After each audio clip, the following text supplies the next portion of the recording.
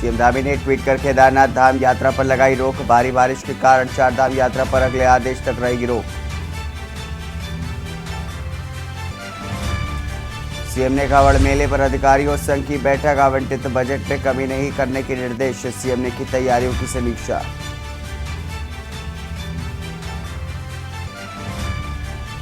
लाभार्थी संघ सेल्फी अभियान। पीएम मोदी से हिमानी वैष्णव का होगा सीधा संवाद। भाजपा महिला मोर्चा चमोली की जिलाध्यक्ष है डॉक्टर हिमानी। दून चिड़ियाघर 2 गुलदार शावकों से हुआ गुलजार। पर्यटकों को लुभाने को तैयार है 2 नन्हे शावक। जू प्रशासन रख रहा है दोनों शावकों का ख्याल। देहरादून एयरपोर्ट पर यातायात प्रभावित। खराब मौसम के कारण कई फ्लाइटें रद्द। बारिश से विजिबिलिटी पर पड़ा असर।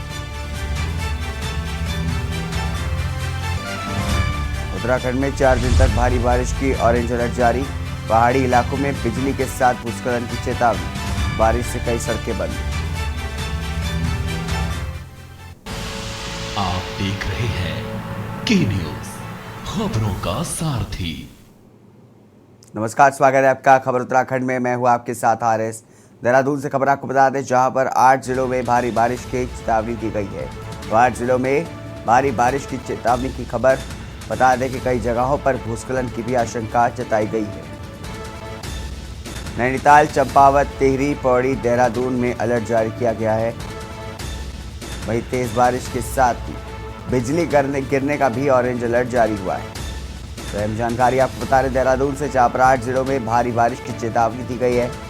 मौसम विभाग ने चेतावनी देते हुए कई जगहों पर भूस्खलन की भी आशंका जताई है। तो अहम जानकारी आपको बता रहे इस वक्त की, जहां पर नैनीताल, चंपावत, टिहरी, पौड़ी, देहरादून में अलर्ट जारी किया गया है। बारिश के साथ बिजली गिरने का भी ऑरेंज अलर्ट है। तो अहम जानकारी बता रहे हैं आपको देहरादून से, जहां पर 8 जिलों में भारी बारिश की चेतावनी दी है मौसम विभाग ने। बता दें कि कई जगहों पर भूस्खलन की भी आशंका जताई गई है। नैनीताल, चंपावत, टिहरी, पौड़ी और देहरादून में ऑरेंज अलर्ट हुआ है। तेज बारिश के साथ ही बिजली गिरने का भी ऑरेंज अलर्ट है। तो अहम जानकारी आपको बता दें, 8 जिलों में भारी बारिश की चेतावनी। कई जगहों पर भूस्खलन की भी आशंका।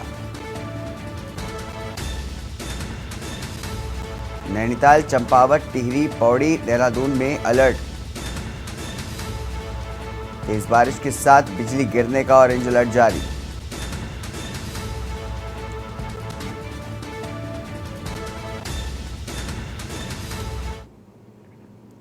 वहीं अगली खबर देहरादून से, जहां पर आदि कैलाश यात्रा पर सरकार ने रोक लगाई है।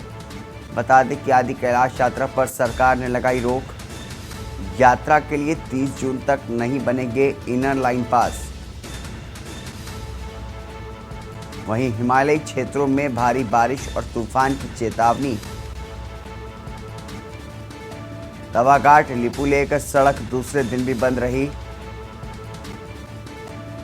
तो आदि कैलाश यात्रा पर सरकार ने रोक लगा दी। यात्रा के लिए 30 जून तक नहीं बनेंगे इनर लाइन पास। हिमालयी क्षेत्रों में भारी बारिश और तूफान की चेतावनी है। तवाघाट लिपुलेख सड़क दूसरे दिन भी रही बंद।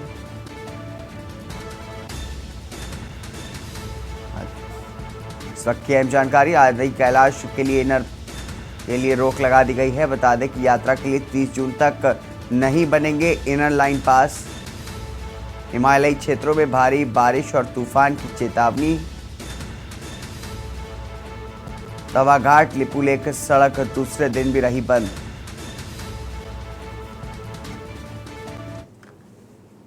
वहीं मानसून की दस्तक के साथ मुश्किलें बढ़ गई हैं। बता दें कि 3 स्टेट हाईवे समेत प्रदेश में 43 सड़कें बंद की गई हैं। तो मानसून की दस्तक के साथ मुश्किलें बढ़ी। 3 स्टेट हाईवे समेत प्रदेश में 43 सड़कें बंद। 2 मुख्य जिला मार्ग, 37 ग्रामीण सड़कें भी बंद हैं। वहीं अगले 4 दिन भारी बारिश का ऑरेंज अलर्ट।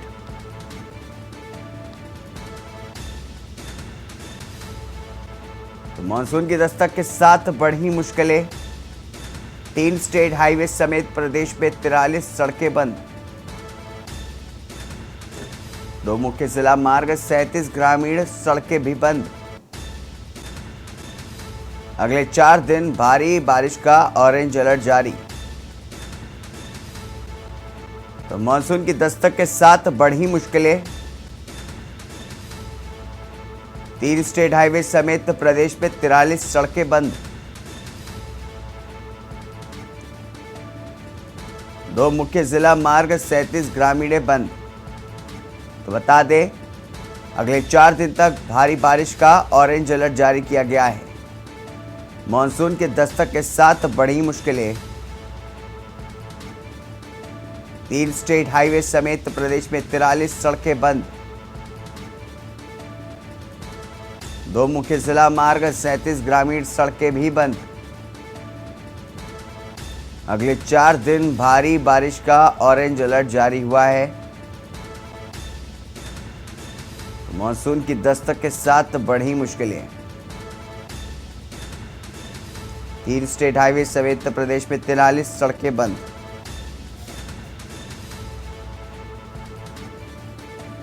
दो मुख्य जिला मार्ग 37 जिलों के ग्रामीण की सड़कें जो बंद कर दी गई हैं। अगले 4 दिन तक भारी बारिश का ऑरेंज अलर्ट जारी हुआ है।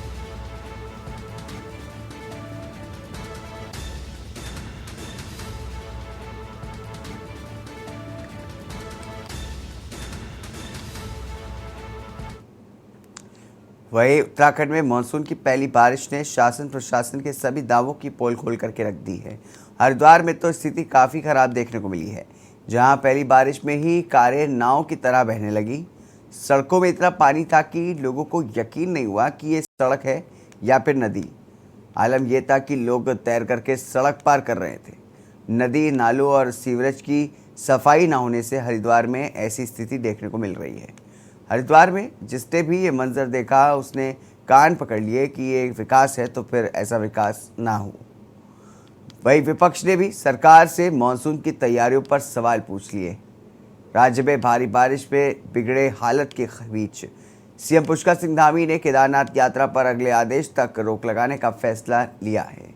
साथ ही सभी अधिकारियों को अलर्ट मोड पर रहने के निर्देश दिए गए।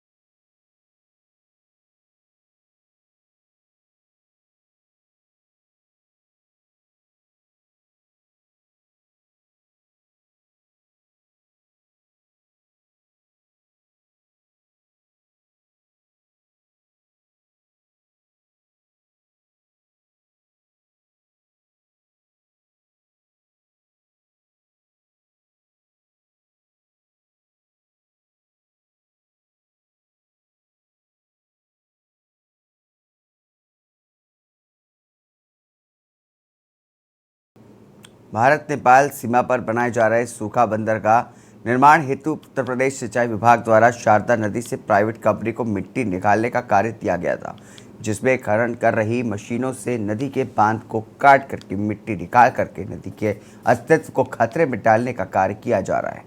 आसपास के ग्रामीणों ने इसका विरोध करके कंपनी के कार्य को रोक करके खनन न करने का विरोध किया।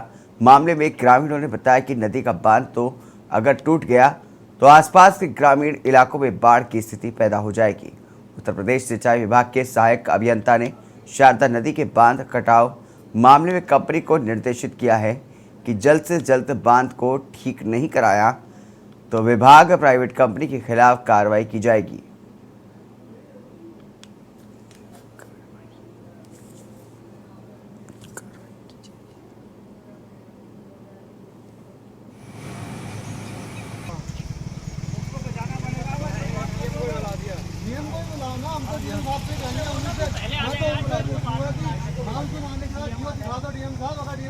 माननीय मुख्यमंत्री जी का गृह क्षेत्र है और यहाँ पे से क्या कहते हैं हमारे नेपाल और गांव के जितने भी लोग आना जाने का साधन रहता है इसमें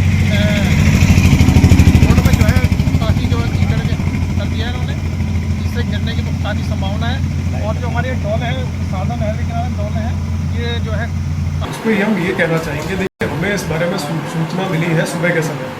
अब जो सूचना मिली है उसके रिगार्डिंग जो रिद्धि सिद्धि के प्रोजेक्ट मैनेजर हैं, हम उनको सुबह फ़ोन करके इस बारे में हमने डांट भी दिए हैं कि आपने जो डैमेज किया है, आपने अगर बैंक को आपने डैमेज किया है या जो भी जिस तरीके की स्थिति वहाँ पे है उसको अभी इसी जाकर के अभी आज ही या आज कल में जो भी है उसको ठीक करवाई जा करके स्थिति जैसी वहाँ पे थी वैसी ही करा दी जाए। वहाँ पे जो लोगों को परेशानी हो रही है ऐसी कोई समस्या नहीं होनी चाहिए वहाँ पे कि वहाँ के लोगों को परेशान होना पड़े हमारी वजह से। ऐसा कोई कार्य वहाँ पे नहीं करने देंगे हम किसी को, ऐसा विभाग हमारा अलाउ नहीं करेगा। शक्ति साधना का सबसे महत्वपूर्ण पर्व नवरात्रि को सनातन परंपरा में सबसे महत्वपूर्ण पर्व माना जाता है। हिंदू धर्म शास्त्रों में 4 नवरात्रि का वर्णन है। चैत्र और शारदीय नवरात्रि से अलग 2 गुप्त नवरात्रि माघ और आषाढ़ महीने में पड़ती है। मान्यता है कि गुप्त नवरात्रि में माँ के 9 रूपों की पूजा करने से सभी मनोकामनाएं पूर्ण होती है। आषाढ़ नवरात्रि के मौके पर धर्मनगरी हरिद्वार खड़कड़ी स्थित निर्धन निकेतन आश्रम में श्रीमद देवी भागवत महापुराण कथा का आयोजित किया गया, जिसमें देश के कोने कोने से आज श्रद्धालु मां की आराधना कर रहे हैं। कथा व्यास महामंडलेश्वर स्वामी हरिचेतनानंद महाराज का कहना है कि गुप्त नवरात्रि के पावन पर्व पर निर्धन निकेतन आश्रम में श्रीमद देवी भागवत महापुराण कथा का भव्य और दिव्य आयोजन किया जा रहा है।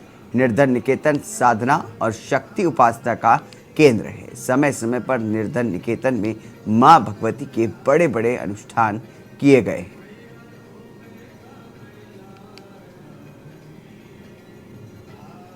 के पावन पर्व पर निर्धन निकेतन में इसमें श्रीमद देवी भागवत महापुराण का भव्य और दिव्य आयोजन हो रहा है। निर्धन निकेतन साधना उपासना का एक शक्ति उपासना का केंद्र है। यहाँ के पूर्वाचार्यों ने यहाँ समय समय पर अनेक भगवती के अनुष्ठान किए हैं और श्री विद्या की उपासना भी इस संस्था में होती है। श्रीमद देवी भागवत महापुराण में शक्ति की उपासना है और सारे विश्व को अगर कोई संचालित कर रही है तो माँ भगवती जगत जननी है।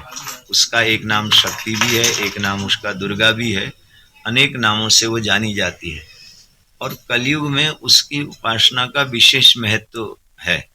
और गुप्त नवरात्र में यदि श्रीमद देवी भागवत महापुराण की कथा को श्रवण किया जाए तो उससे हमको ऊर्जा मिलती है। धर्म संस्कृति की जो परंपरा है ये त्याग की परंपरा है, ये सम्मान की परंपरा है।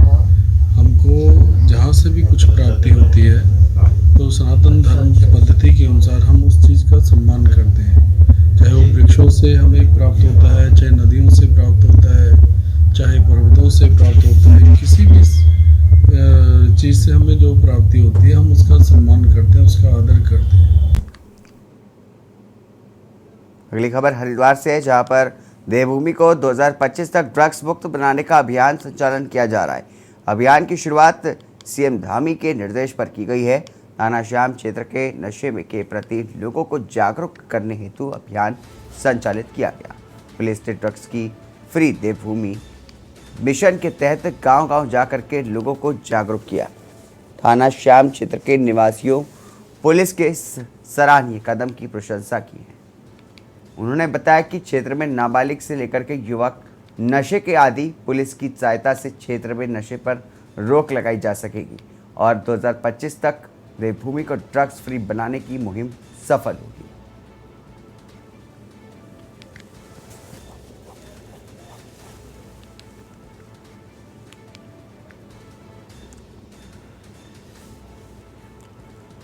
आगामी 29 तारीख को होने वाली बकरीद को लेकर के धर्मगुरुओं, मौलानाओं और स्थानीय नागरिकों के साथ अमन शांति की बैठक की गई। इस बैठक में सभी प्रशासनिक अधिकारी मौजूद रहे।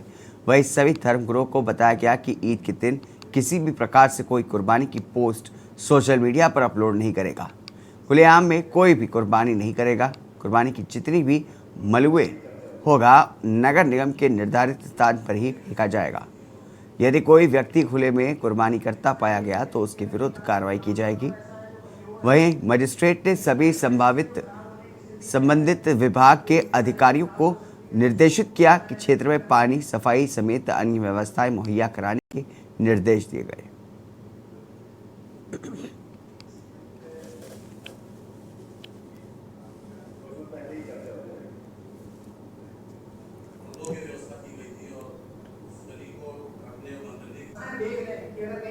ईद उल अजहा और बकरीद के संबंध में अमन कमेटी की शांति समिति की बैठक बुलाई गई थी, जिसमें नगर आयुक्त, सिटी मजिस्ट्रेट और बाकी विभागों के अधिकारी कर्मचारी उपस्थित थे। इसमें यह निष्कर्ष निकला है कि जो पिछले साल जो व्यवस्थाएं की गई थी, इस साल भी वही व्यवस्थाएं जारी रखी जाएंगी। और हमने पिछली बार 82 पॉइंट्स पर पुलिस बल तैनात किया था। मैंने एसओ बनभूलपुरा और इंस्पेक्टर कोतवाली को निर्देशित किया है कि अगर उन स्थानों के अलावा कहीं और पुलिस बल लगाने की आवश्यकता है तो वहां पर और पुलिस बल लगाया जाएगा। रुकेंगे छोटे से ब्रेक के लिए। ब्रेक के बाद जल्द हाजिर होंगे। आप देख रहे हैं के न्यूज, खबरों का सारथी। ब्रेक के बाद स्वागत है आपका।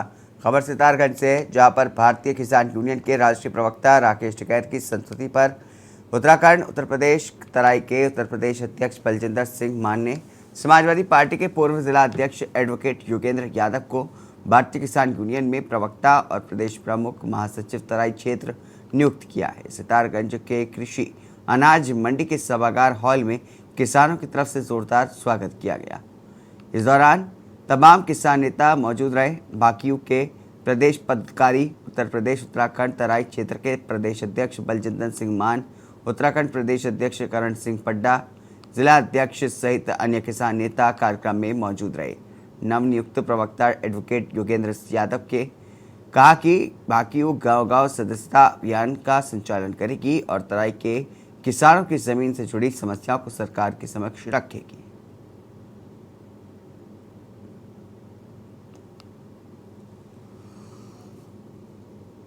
किसान यूनियन में हमें उत्तराखंड उत्तर प्रदेश तराई क्षेत्र में प्रवक्ता और प्रमुख महासचिव का दायित्व मिला है। आभारी हूँ मैं माननीय राकेश टिकैत जी का, करण सिंह पड्डा जी का, नरेश टिकैत जी का और बलजिंदर सिंह मान जी का, जिन्होंने हमें ऐसा दायित्व सौंपा है। पूरे तराई क्षेत्र में गोरखपुर से लेकर सहारनपुर तक जितनी भी तराई क्षेत्र के किसानों की समस्याएं हैं, खासतौर से भूमि की जो समस्या है और बिजली की समस्या है, पानी की समस्या है, इन मुद्दों को बखूबी तरीके से लड़ा जाएगा। गांव-गांव में जो है समाजवादी भारतीय किसान यूनियन की अब मीटिंगों का दौर होगा।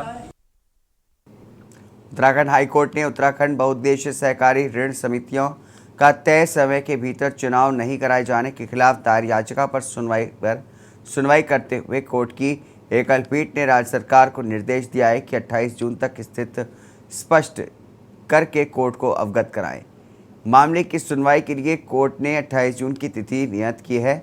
बता दें कि बहुउद्देशीय सहकारी ऋण समिति खटीमा के अध्यक्ष लेखराज सिंह ने याचिका दायर कर कहा कि प्रदेश में बहुउद्देशीय सहकारी ऋण समितियां का चुनाव जुलाई 2018 में 5 वर्षों के लिए हुए थे, जिनका कार्यकाल जुलाई 2023 में समाप्त हो रहा है। याचिका में कहा गया है कि ये कार्यकाल समाप्त होने को है और लेकिन अभी तक सरकार ने चुनाव प्रक्रिया प्रारंभ नहीं हुई है। उत्तराखंड सहकारी समिति अधिनियम 2003 एवं सहकारी समिति नियमावली 2004 में भी प्रावधान है कि कार्यकाल समाप्त होने के 3 महीने पहले भी चुनाव प्रक्रिया आरंभ हो जानी चाहिए, लेकिन राज्य सरकार ने अभी तक चुनाव का कार्यक्रम तक घोषित नहीं किया। सरकार समितियों के ऊपर प्रशासक नियुक्त करना चाह रही है। याचिका में कोर्ट में अनुरोध किया गया है कि समितियों के चुनाव तय समय सीमा से कराने के आदेश सरकार को दिए जाएं।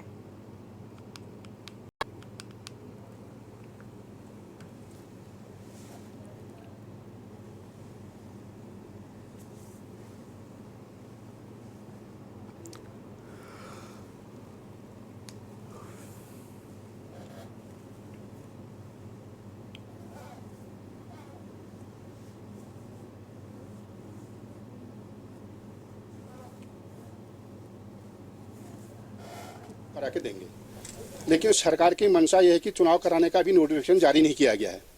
जबकि पूर्व में पिछले वर्ष जो 2018 में चुनाव हुआ था उसका कार्यकाल 23 जुलाई 2023 को खत्म हो रहा है। कायदे अनुसार जो कानून की व्याख्या है, कानून की व्याख्या के अनुसार आपको 2 माह पूर्व ही नोटिफिकेशन जारी कर देना चाहिए था।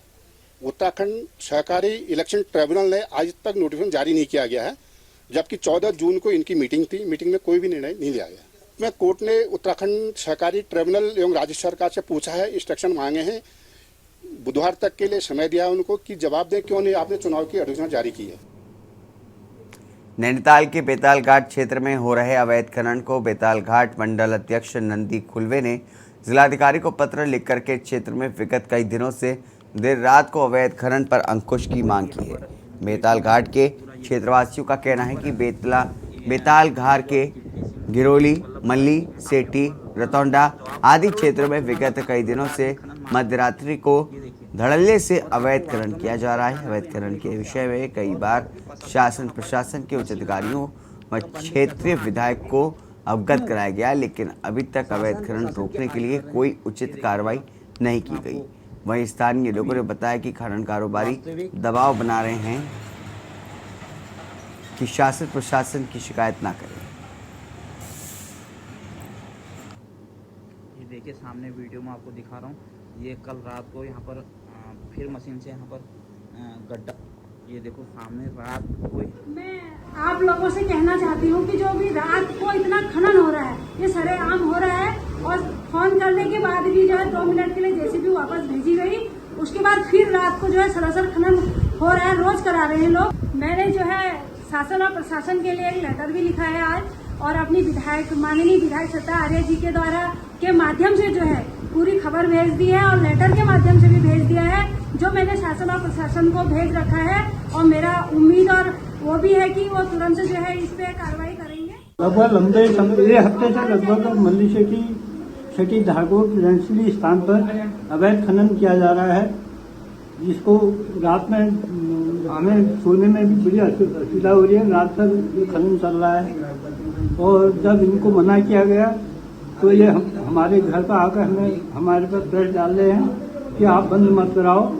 और हमने आपके पदाधिकारियों मतलब मंडल पदाधिकारियों को, पार्टी को और प्रशासन को पूरा पैसा दे रखा है और इसलिए आप इसको बंद नहीं करा सकते। इसी के साथ उत्तराखंड की खबरों में बस इतना ही। दीजिए इजाजत, नमस्कार।